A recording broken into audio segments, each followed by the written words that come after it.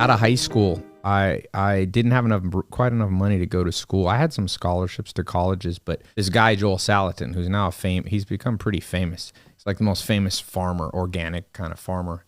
And he had an apprenticeship open. And I was like, okay. So I went and lived on a farm for 18 months, no toilet.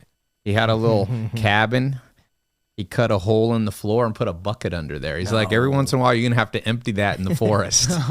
So I did that I did manual labor for a couple years. But the second year I was with him, there was a farmer that came to Joel and said, I don't know what to do with my land. And Joel said, I'm too busy, and just turned the guy down. I don't know even what the guy, and I went to Joel, that I was a teenager, and I said, Joel, I'll work for you all day, and that night I'll go take care of that farm.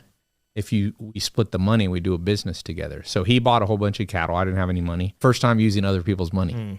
He bought like $50,000 worth of cattle. I took care of them. I used to I would work at his farm from like 5 in the morning to 5 at night. And then I would put this like headlamp. It was before people really had headlamps. I like built it into like a little flashlight, rubber band in my head, and would go take care of this farm.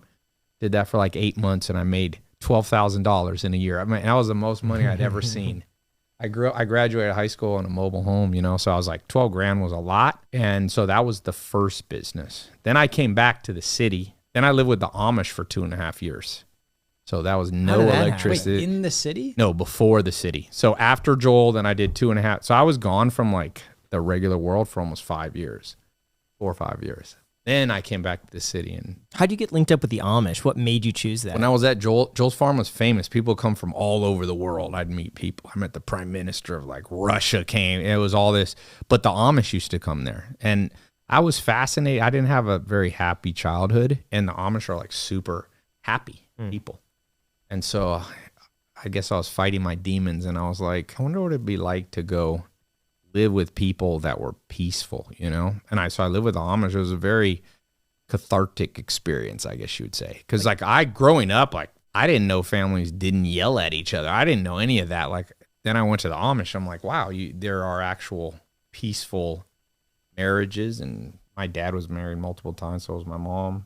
I grew up with a stepdad, and a single mom. So it was probably, I sometimes wonder what would have happened if I hadn't gone to the Amish. I think I would have been a better businessman, been more ruthless. So you're with the Amish for 2.5 years, you said? Yeah, I was there a long time. Find like a foster home to it's hard. Really? And you just helped them out, churn the butter. I heard they don't let like outsiders in. They don't really, but I knew about farming. And so there were a lot of farmers and they knew Joel Salatin. So they're like, it was kind of like, maybe this guy will show me what Joel taught him. I remember the first Amish farm I went to was Lancaster, Pennsylvania. It was insane. I took a bus there because I didn't have any money. I didn't have a car. Took a bus there and I got out and it was like going back to the 1700s.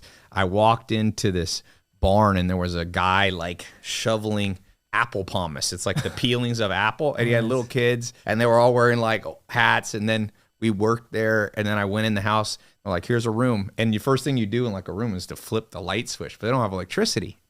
There's no light switches. So you're like, and you got to go light a candle. They got little lanterns. It was good.